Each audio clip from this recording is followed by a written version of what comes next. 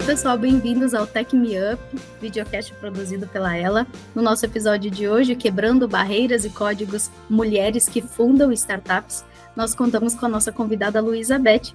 Ela é co-founder da Curi Saúde, mas também já passou por várias experiências legais, já trabalhou por mais de 5 anos na QMC Telecom, liderando a operação no México, como Growth Officer e Country Manager. Também teve passagens pela Outlook e pela Kearney, e é formada em administração pela FGV e tem MBA pela Universidade de Stanford. Eu sou a Bárbara, estou aqui de novo com a Fran e hoje com a Luísa. Luísa, é um prazer revê-la, é um prazer participar desse podcast com duas mulheres incríveis para falar de um tema ainda mais incrível. Seja bem-vinda, Luísa. Obrigada, prazer estar aqui com vocês. Gostei do nome, Quebrando Códigos e Barreiras. Legal, então, justamente sobre o que nós vamos falar hoje, a gente gostaria de saber um pouquinho da tua trajetória. E você sempre quis empreender, Luísa? Olha, vamos lá, eu acho que definir o que é empreender, né? Você sempre quis empreender, porque eu acho que às vezes a gente associa muito essa coisa de empreendedorismo com só começar uma startup, né, de tecnologia, e eu acho que a definição, para mim, da palavra empreendedorismo, como eu entendo ela, é uma definição muito ampla, né? Eu acho que você pode ser empreendedor em muitas coisas da sua vida, né? Desde muitas coisas do trabalho, muitas coisas na sua vida pessoal. Então, eu entendo o conceito de empreendedorismo de uma maneira muito ampla, né? Como essa possibilidade de você fazer o novo, né? Até usando uma das pessoas que, com certeza, é meu exemplo, é minha mãe, né? E a minha mãe nunca teve uma grande carreira profissional, assim, mas ela foi muito empreendedora dentro das coisas que ela fazia, dentro do condomínio, né, que ela era administradora, então ela fez muitas coisas empreendedoras lá. Então, nesse sentido, para responder a sua pergunta, se eu sempre quis empreender, sim, eu sempre gostei muito de criar novas coisas em tudo, né, desde a minha vida profissional até a minha vida pessoal, eu gosto muito desse conceito de empreender, mas nessa definição que eu trouxe para você aí, do que eu acredito que é empreendedorismo. Legal, e você criou uma empresa, né? Você criou a Curi Saúde. Como você e a Paula, você tem uma co-founder, né, também? Como vocês chegaram na Curi Saúde? Foi assim, como foi? A ideia é uma jornada legal, porque eu e a Paula, a gente começou motivada, porque a gente acreditava em duas coisas. A gente queria duas coisas que a gente motivava a gente a entrar nessa jornada de começar uma empresa. A primeira é que a gente queria um negócio que a gente acreditasse que fosse ter um impacto muito grande, né? Acho que para a gente, essa questão de impactar a vida de muitas pessoas, criar alguma coisa que fosse transformar é muito importante. E a segunda era essa questão da gente acreditar que uma coisa que realmente fosse um bom negócio, né? Que também tivesse um bom retorno financeiro. E aí a gente naturalmente acabou caindo na área de saúde. E é até muito engraçado, se você olhar, nem eu, nem a Paula, a gente vem da área de saúde. Eu tive uma pequena passagem antes da Curi na área de saúde, que eu trabalhei na Clínica Sim, que era uma clínica popular de saúde lá em Fortaleza, e eu adorei, né? Até quando eu estava lá em Stanford, eu explorei muitas coisas dentro da área de saúde, muito porque gosto muito, né, desse conceito de pensar em as pessoas serem mais saudáveis. E aí, quando a gente estava pensando na ideia da Curi, a gente começou justamente explorando por aí, coisas que ajudassem as pessoas a serem mais saudáveis e que encaixassem nesse propósito, né, de ter um grande impacto e de ser um bom negócio. E com duas pessoas que não conheciam muito de saúde, a gente começou a conversar com muita gente, né, então a gente foi, né, era a época meio pandemia, então aqui por Zoom, a gente falou com muita gente, médicos, enfermeiras, farmácia, hospitais, laboratórios, muita gente mesmo. E é uma coisa muito interessante que a gente escutava de todas essas conversas, é que todo mundo fala que quer colocar o paciente no centro da jornada, que quer fazer uma saúde baseada em valor, que quer fazer várias coisas, e pouca gente faz. E não faz porque realmente é difícil no setor da saúde. Não é fácil. O setor é complexo, os incentivos estão desalinhados, tem muitas barreiras. Mas tem uma coisa fundamental que a gente acha que falta, que são ferramentas de tecnologia que permitam que o setor de saúde opere de maneira mais eficiente e gere inovação.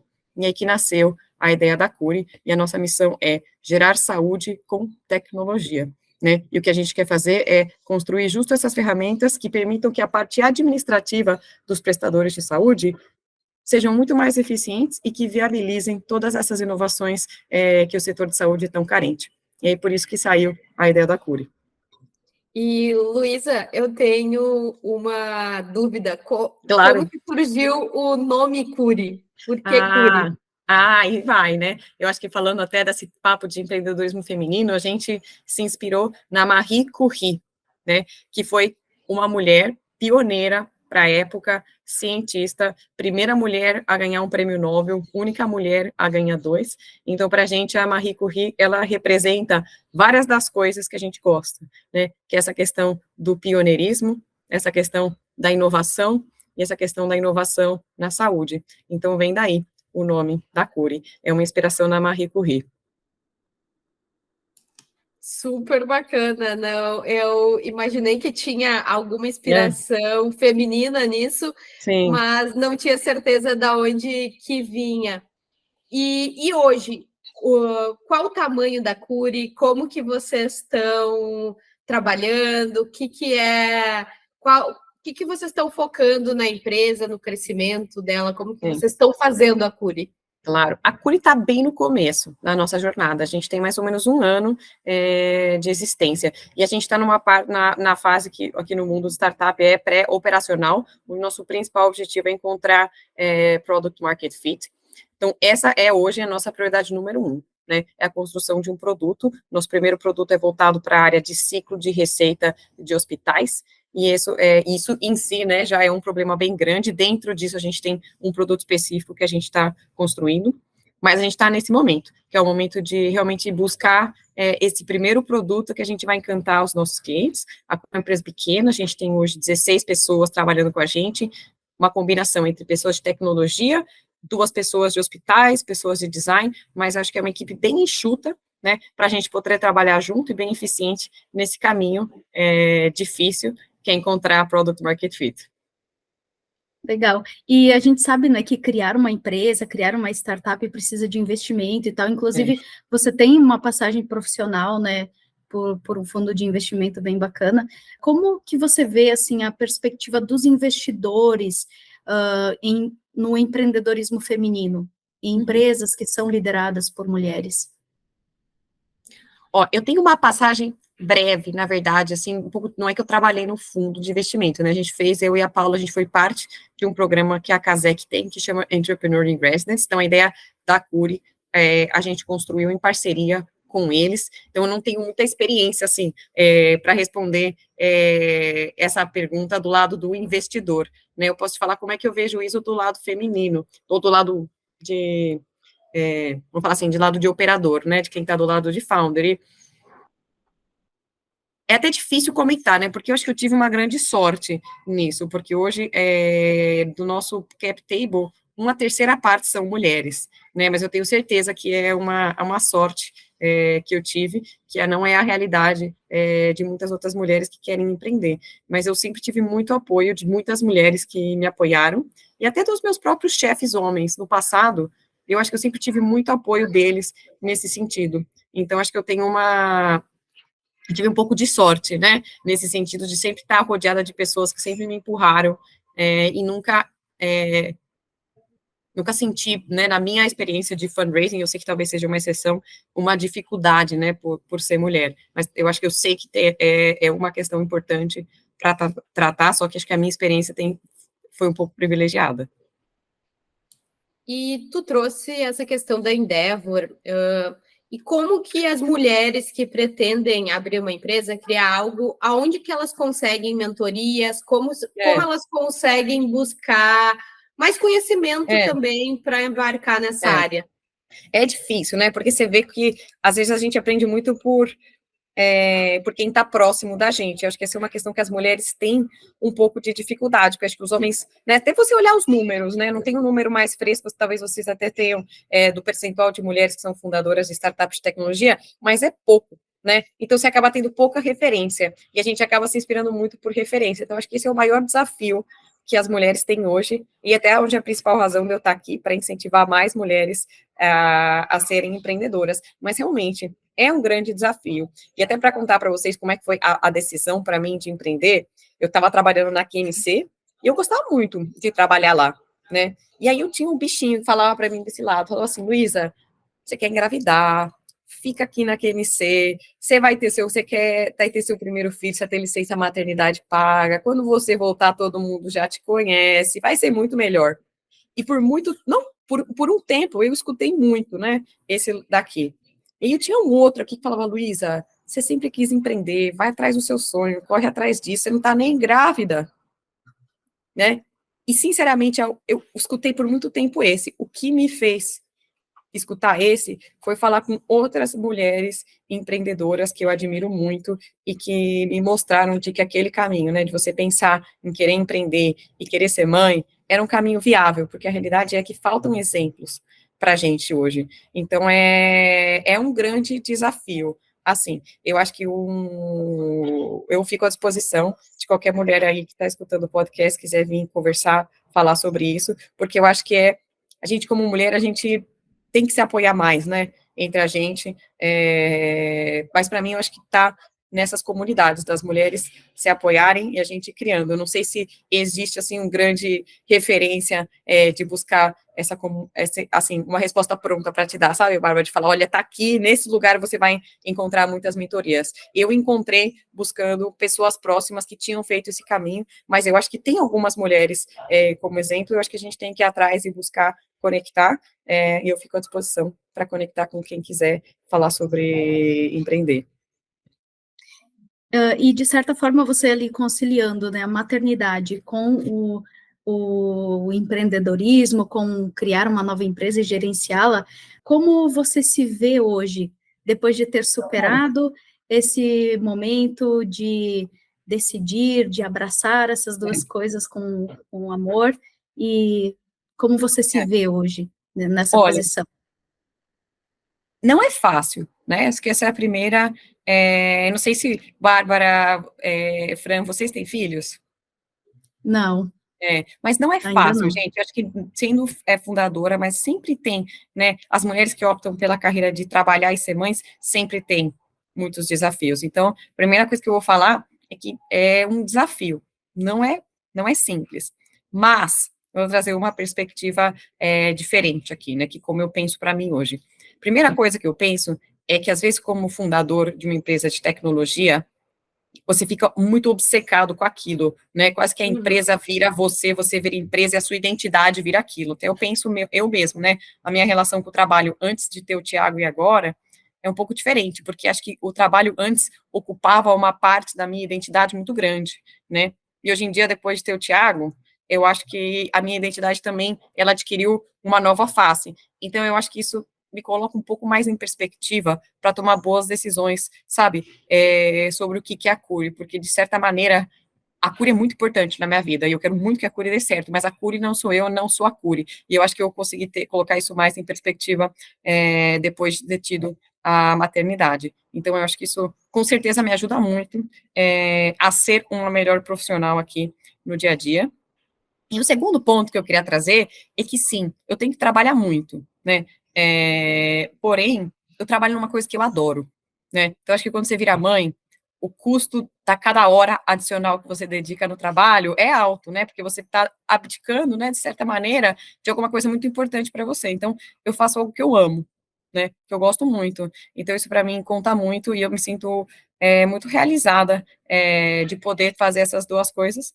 E a terceira coisa que eu acho que é muito importante é que eu acho que a gente está num momento, como humanidade, que a gente tem que repensar a relação do ser humano com o trabalho, em muitas coisas, né? E eu acho que aquele modelo anterior, né, onde você tinha uma das pessoas da família, geralmente o homem, que saía de casa às 7 da manhã e voltava 8, 9 da noite, e tinha uma outra pessoa, que geralmente é a mulher que cuidava de tudo na casa, não é mais a realidade que a gente vai ver daqui para frente, né? Então, acho que a gente precisa pensar em uma nova forma do ser humano trabalhar, que implique em mais flexibilidade, que implique em outra mentalidade, e é parte da razão de que quando eu e a Paula a gente decidiu fundar a Cure, é porque a gente acredita que tem um outro caminho, né, das pessoas trabalharem, serem produtivas e gerar muito valor, e principalmente que existe um caminho, que as mulheres não pensem que trabalhar ou ser empreendedora e ser mãe é um trade-off, né? Claro que existem trocas, e eu respeito muito todas as mulheres que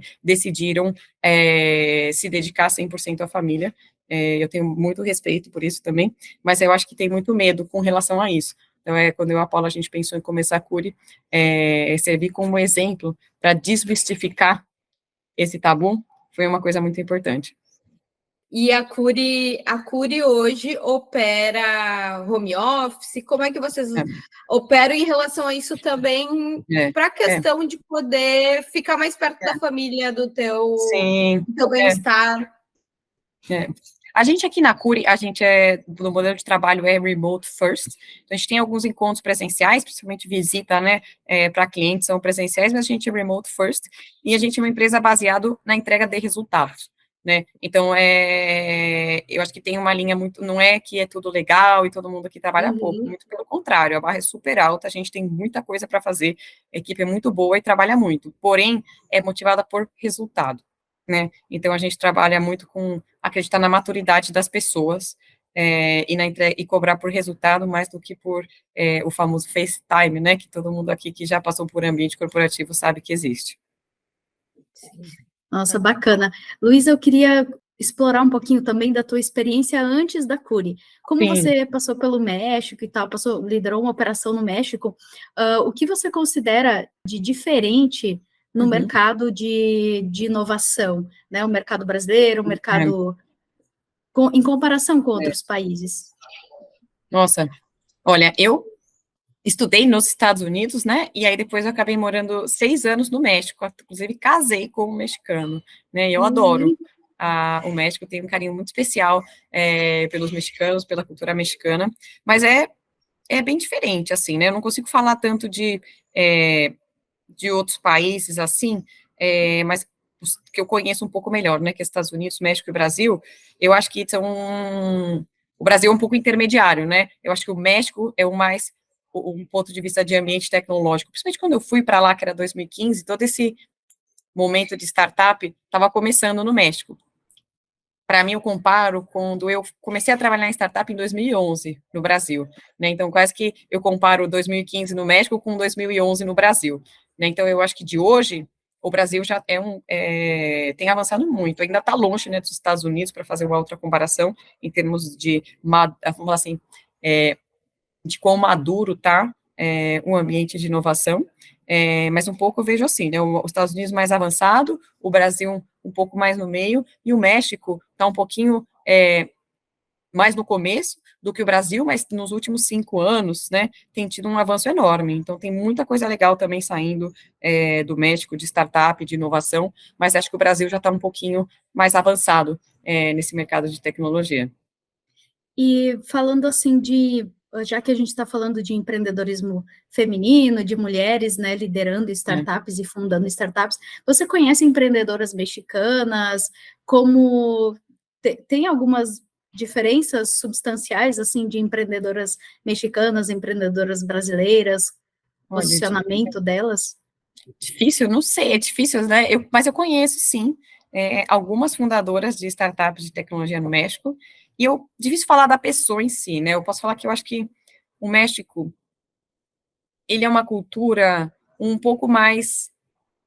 Existe muito machismo no Brasil, com certeza, também, né? Acho que não podemos falar que não existe, mas eu acho que o México, ele tem um machismo um pouco mais forte do que no Brasil. Acho que até se olhar números, né, de percentual de mulheres na força de trabalho lá no México, é menor do que no Brasil. A minha experiência trabalhando lá, eu achei que foi um pouco mais marcado, né, essa questão do machismo ali no México, né, um país bastante mais paternalista que o Brasil, não que o Brasil não seja, né, gente, a gente também tem que olhar aqui também, mas eu acho que lá as mulheres têm uma expectativa maior com relação a casar e ter filhos, né, então eu acho que a pressão social lá é um pouco mais forte, então acho que elas são muito corajosas lá também, né, de embarcar nessa jornada, mas é diferente, né, mas tem uma frase em inglês que eu gosto, né, que é same, same, but different.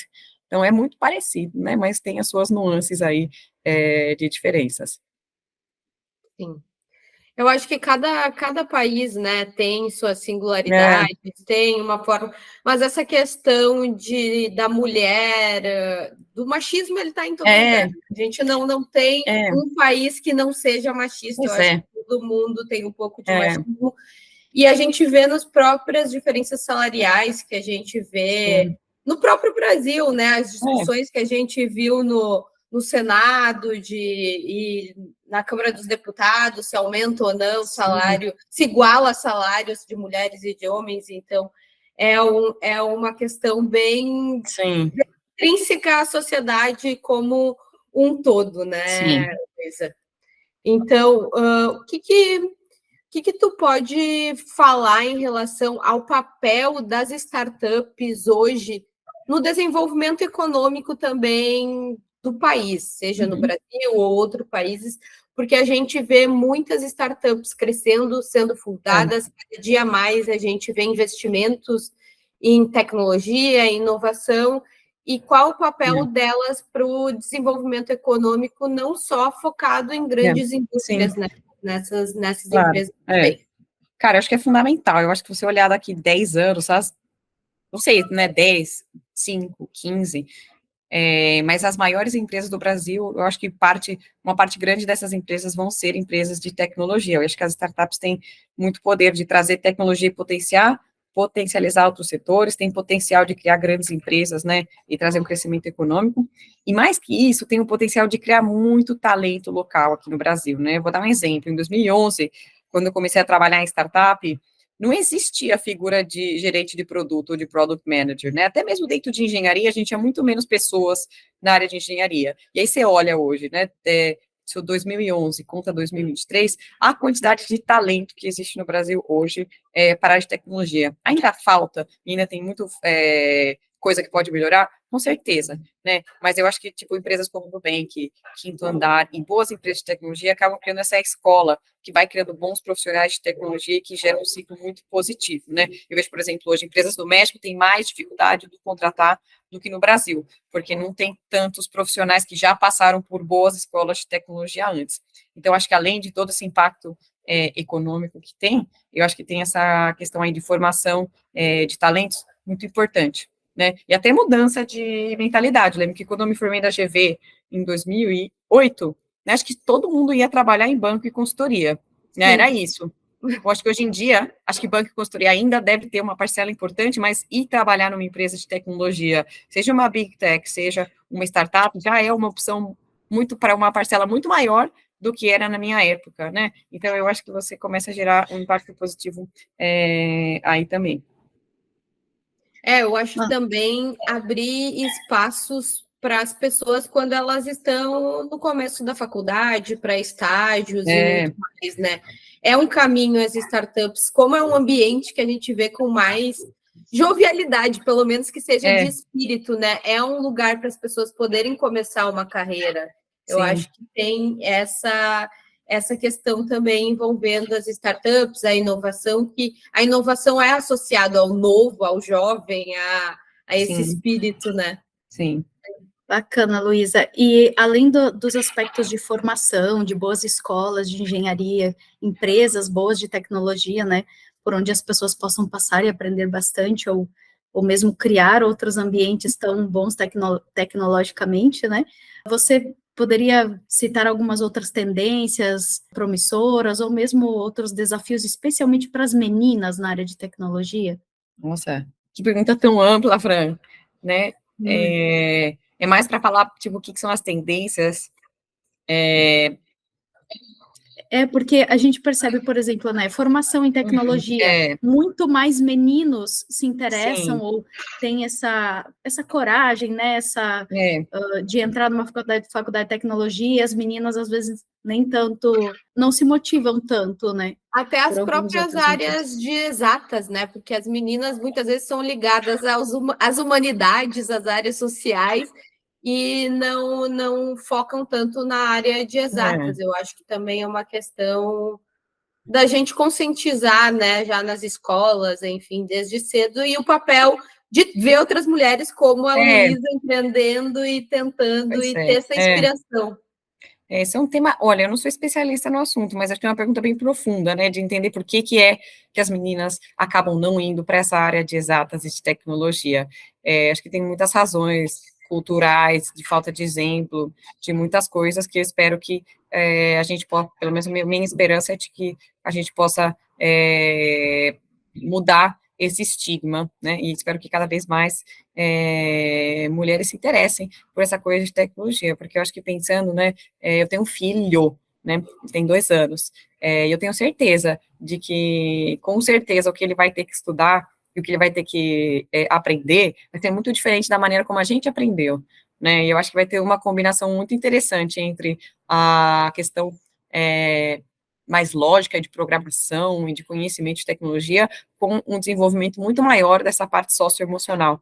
Eu acho que essa vai ser, talvez, a grande dificuldade que a gente vai ter que encontrar do ponto de vista de educação, que é conciliar. Acho que a gente tem que, sinceramente, eu fico até chateada de olhar que os currículos escolares ainda são, né, o mundo mudou tanto, mas as escolas ainda têm o mesmo currículo. Então, acho que as escolas É o têm que mesmo seguir, padrão. não é? E não dá para pensar que a maneira como a gente aprendeu é a maneira como meu filho é outro mundo, né? Então, eu realmente tenho essa bandeira de que acho que as escolas precisam se atualizar da maneira como elas ensinam, e eu acredito muito que o novo fase do conhecimento vai ter que ser muito mais uma combinação entre essa parte realmente de entender de tecnologia, porque é uma realidade, com essa parte do desenvolvimento muito maior dessas habilidades socioemocionais. Sim, hoje as crianças estão aprendendo a falar. Tem o chat GPT, tem tudo aí já disponível para elas. A tela já está aqui, né? Tu mal abre os olhos, já tem uma Pois tela é, na tua frente. É outra realidade que não é a sim, mesma de 15 anos atrás, ou é, menos até. Então, é uma questão bem, bem social e educativa mesmo que a sim, gente tem hoje no Brasil e no mundo, né? Não só sim, aqui. A gente pode entrar, eu acho, num tópico mais voltado para o segmento da Cure, né? Que a uhum, gente fala muito de saúde no Brasil, a gente fala muito de saúde pública no Brasil. A saúde do Brasil é conhecida é, mundialmente, né?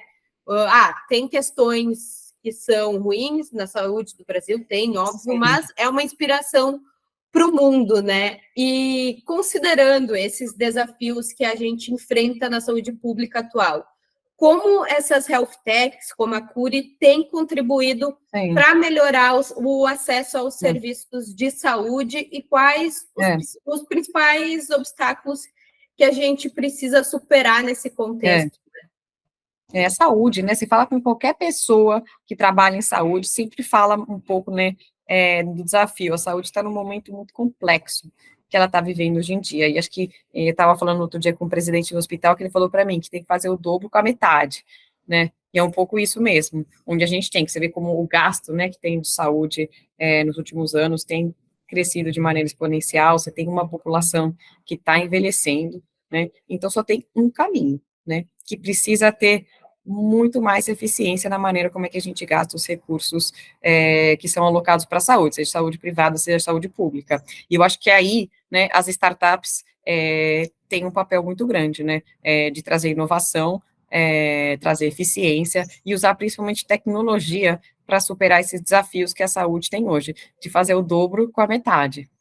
Eu acho que é o grande desafio que existe hoje na área da saúde, e a Cure, a gente espera poder contribuir um papel muito grande, porque a gente fala que a gente existe para transformar a vida de quem presta saúde mais fácil, né, porque até uma coisa interessante você vê, hoje em dia quem presta saúde acaba gastando muito tempo com papel, parte administrativa, em vez de focar no paciente, né, e o que a gente quer aqui na Cure é que trazer tecnologia para que quem cuida do paciente, quem entrega a saúde, possa focar em entregar em saúde e não na parte administrativa.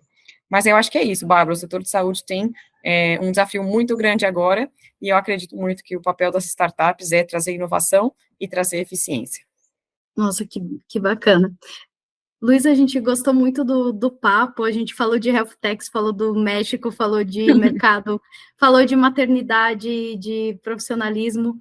Você gostaria de deixar uma mensagem para as mulheres que estão É, pensando em empreender e ainda precisam de um empurrãozinho para tomar essa é, decisão? é. Eu queria falar que eu acho que foi para mim foi realmente esse momento dá muito medo, né? De se jogar e de ir lá e fazer. Eu, antes de ter filho, pensava que, nossa, como eu vou dar conta, né? Então, eu acho que a minha palavra é de encorajar, né, a acreditar que vai dar certo, a ter coragem de dar o salto, porque às vezes a gente pensa demais, sabe? A gente, às vezes, ficar planejando 5 anos na frente e deixa de fazer um passo hoje por alguma coisa lá na frente, né? Que foi alguma coisa que eu mesma fiz, e eu já vi acontecendo em muitas mulheres, que às vezes deixam de fazer certa coisa por uma coisa que ainda nem aconteceu. Então, eu acho que tem a famosa frase da Sheryl Sandberg, né, do lean in, eu gosto muito, né, e que eu acho que a gente tem que lean in mais. Então, essa é a mensagem, e também dar um agradecimento a toda a rede de apoio, né, que a gente tem, e principalmente não deixar só uma mensagem para as mulheres, mas deixar uma mensagem para os homens também, né, porque eu acho que também precisa ter, eu tenho muita sorte de ter um marido, companheiro aqui que me apoia muito nessa jornada, então eu acho que também para as mulheres poderem se jogar e empreender tem um papel muito grande das pessoas, né, companheiros ou companheiras que apoiam essas mulheres que querem empreender, de apoiar, né, de repensar essa dinâmica da casa, né, onde quem é responsável pelo quê. Então, acho que essas duas mensagens para as mulheres de Lean In e para os companheiros e companheiras dessas mulheres de apoio, de mudar a mentalidade e de pensar de uma forma diferente. E acreditar na pessoa, né? Dar aquele estímulo, aquela força de vontade, principalmente a família, os amigos, todo mundo. Ter alguém sempre te apoiando faz toda a diferença nesse contexto. E que bom que tu tem o teu marido, tem a tua família, que as pessoas te apoiam, e a gente torce muito para... Obrigada, gente. Ter muito sucesso, e tu, enquanto empreendedora, mãe, mulher, esposa, enfim, tenha muito sucesso na tua trajetória, e obrigada por ter aceitado bater esse papo, um papo breve, mas a gente gostaria que se estendesse durante a tarde, né, mas a gente não tem essa disponibilidade. Muito obrigada, Luísa. Obrigada a vocês, meninas, um prazer, ótima conversa, contem comigo aí para a gente continuar esse movimento. Obrigada, Luísa. Muito sucesso para você, para tua carreira, tua família. Tudo de bom. O episódio fica por aqui, pessoal. Até a próxima. Valeu, obrigada.